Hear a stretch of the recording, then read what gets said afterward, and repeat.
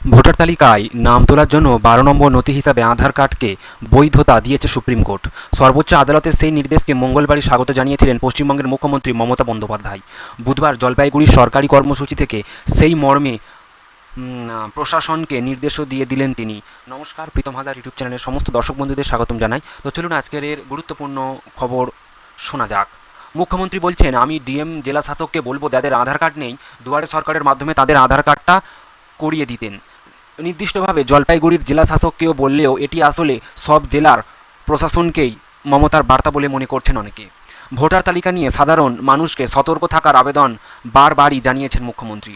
বুধবারও তিনি বলেন, ভোটার তালিকায় নাম রয়েছে কিনা তা দেখতে হবে, শুধু এখন দেখলে হবে না, আগামী ৬-৭ মাস দেখতে হবে। ভোটার তালিকায় নাম না থাকলে ওরা বলবে এনআরসি করিয়ে দাও। এখানে বিহারের ভোটার তালিকায় বিশেষ নিবিড় সমীক্ষা করেছে নির্বাচন কমিশন। সেই প্রক্রিয়াকে রাজনৈতিক অভিসন্ধিমূলক বলে একগুচ্ছ মামলা দায়ের হয়েছিল সুপ্রিম কোর্টে। দলগতভাবে তৃণমূল মামলার অন্যতম পক্ষ। ব্যক্তিগতভাবে মামলা করেছিলেন কৃষ্ণনগরের তৃণমূল সাংসদ মহুয়া মৈত্র এবং প্রায় প্রতিটি বিরোধী দল আধার কার্ডকে বৈধ নথি হিসেবে গ্রহণ করার আর্জি জানিয়েছিলেন।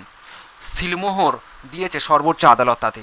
সোমবার সেই নির্দেশ পাওয়ার পরে মঙ্গলবার জাতীয় নির্বাচন কমিশন বিহারের মুখ্য নির্বাচনী আধিকারিকেরা সেই মর্মে বিজ্ঞপ্তিও পাঠিয়ে দিয়েছেন।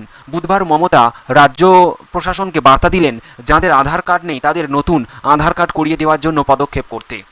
আদালতের নির্দেশ, রাজ্যের ২৬,০০০ শিক্ষাকর্মীর চাকরি বাতিল হয়েছিল, আবার সেই আদালতের নির্দেশে নতুন করে নিয়োগের পরীক্ষা শুরু হয়েছে। গত রবিবার এক দফা পরীক্ষা হয়েছে, ফের পরীক্ষা রয়েছে আগামী রবিবার। সেই প্রসঙ্গে মুখ্যমন্ত্রী বলেন, আদালতের নির্দেশে পরীক্ষা হচ্ছে আর বাকিটা নিয়ে আইনজ্ঞরা আইনি পরামর্শ নিচ্ছেন। আইনের জটিলতা কেটে গেলেই আমরা সাথে সাথে থাকার চেষ্টা করব, এর বেশি আমি এখন আইনত কিছু বলতে পারি না। ৩৫,০০০ শিক্ষক নিয়োগের বিজ্ঞপ্তির ভিত্তিতে পরীক্ষা নিচ্ছে স্কুল সার্ভিস কমিশন। এর পরের ধাপে আরও ২১,০০০ শূন্য পদে নিয়োগ হবে বলে জানান মমতা।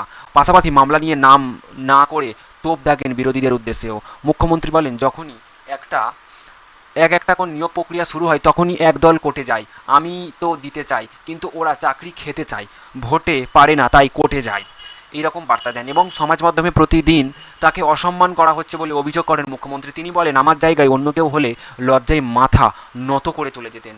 আমি এখনও করছি, দায়িত্ব পালন করছি, না হলে লুটেরারা লুটে নিয়ে চলে যাবে।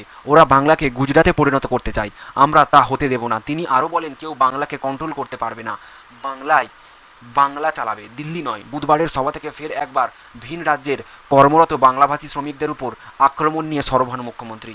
দাবি করছেন, ইতিমধ্যেই রাজ্য সরকার ২৪,০০০ পরিবারকে ভিন রাজ্য থেকে পশ্চিমবঙ্গে ফিরিয়ে এনেছে। এবং বুধবার সরকারি পরিষেবা প্রদান কর্মসূচি ছিল মুখ্যমন্ত্রীর।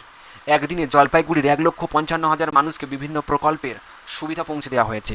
এইরকম ভিডিও দেখার জন্য অবশ্যই আমাদের চ্যানেলটিকে সাবস্ক্রাইব করে রাখবেন। ধন্যবাদ।